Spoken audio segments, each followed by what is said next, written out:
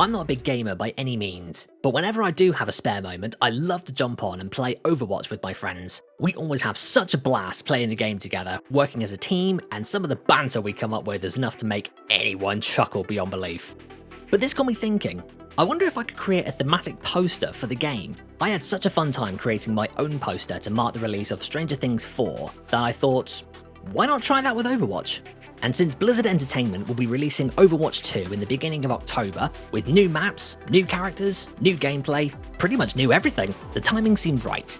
If you are a player of the game, or if you've ever played the game, you know that there are a lot of playable heroes, so fitting them all into one image was going to be tricky, and so I looked at the poster layout for the MCU film Avengers Infinity War as reference, as this has so many characters contained within it, which really helped with scaling the characters for my own piece. If you enjoyed this video, do let me know by leaving your thoughts in the comment section below. As always, do be sure to drop a like, subscribe to the channel, and click the bell icon so you don't miss anything when new content drops. Okay, with all of that said, I'll catch you in the next video. Cue the glitch!